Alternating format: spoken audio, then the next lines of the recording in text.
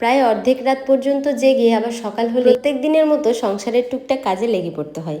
নমস্কার, আমি মালদা থেকে সোহিনী। আমার নতুন একটি ভিডিওতে তোমাদেরকে এত এত ভালোবাসা। সকাল সকাল উঠে ফ্রেশ হয়ে নিচ্ছি আর তারপরেই টুকটুক করে কয়েকটা কাজ সেরে নেব, কারণ মেয়ে যতক্ষণ ঘুমায় তার মধ্যে আমি যেটুকু কাজ আরাম করে করতে। কাপড় চোপড়গুলো মেশিনে ধোয়া হয়ে গিয়েছে সকাল সকাল, এখন বার করে নিচ্ছি, চলে যাব ছাদে কাপড়গুলো মেলতে। আরও একটা কথা না বললে একদমই চলে না, তোমরা ইদানিং আমার ভিডিওগুলোতে এত এত ভালোবাসা দিচ্ছ, এত সাপোর্ট করছো, তোমাদের এত পজিটিভ কমেন্ট, অনেকটা এনার্জি পাচ্ছি। তবে তোমাদের থ্যাংক ইউ বলে আমি ছোট করব না, মন থেকে অনেক ভালোবাসা তোমাদেরকে। আজকে সোমবার, মাছ মাংস তো খাওয়াই হয়, অনেক দিন হয়ে গেল ডিম খাওয়া হয়। আজকে আমাদের দুজনেরই ডিম খাওয়ার ইচ্ছে হয়েছে, আর অনেক দিন হয়ে গেল ডিমও খাওয়া হয় না, তাই ভাবলাম আজকে ডিমের ঝোল আর সকাল সকাল টাটকা ডাঁটার শাক পাওয়া গেছে। রসুন সোমবার দিয়ে এই টাটকা টাটকা ডাঁটার শাক দারুণ লাগে, কিন্তু জ্বর হওয়ার কারণে খুব একটা খাওয়াই এনার্জি আমার নেই, তাই আজকে একদমই সিম্পল রান্না, ওই শাক আর ডিমের ঝোল ভাত। কাকিমাকে দেখিয়ে দিলাম কি কি রান্না হবে। এবারে চলে এসেছি জামা কাপড়গুলো মেলতে, কারণ তাড়াতাড়ি করে আবার স্নান করতে হবে, স্নান সেরে পুজো করব। আজকে অনেক দিন পরই আমি পুজো করছি।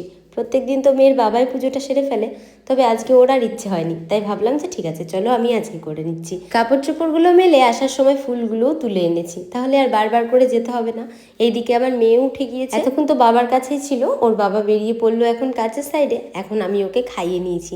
আর হ্যাঁ, এর আগে কিন্তু আমি টুক করে স্নানটাও সেরে নিয়েছি, কারণ ওর বাবা চলে গেলে তো আর আমার স্নান করা হয় না। তবে আজকে যা গরম পড়েছে, এইটুকু কাজ করতে না করতেই এসি ঘরে বসে আমি কিরম ঘেমে যাচ্ছি দরদর করে। যাই হোক, একটু আরাম করে মেয়েকে খাইয়ে চলে এসেছি পুজো। ওইদিকে কাকিমার রান্নাও প্রায় হয়ে এসেছে। সকালবেলায় এইটুকু সময়টা বেশ তাড়াহুড়োর মধ্যে দিয়েই কাটে। সকালে ওর বাবা যতটুকু সময় থাকে তার মধ্যে আমি তাড়াহুড়ো করে কাজও করি, আবার টুক করে কাজের ফাঁকে বসে একটু গল্পও সেরে নিই।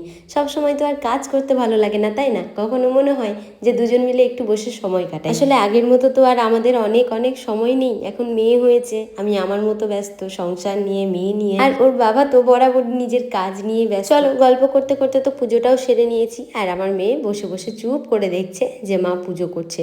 সঙ্গে কিন্তু ও ঘন্টা বাজাতে পারে।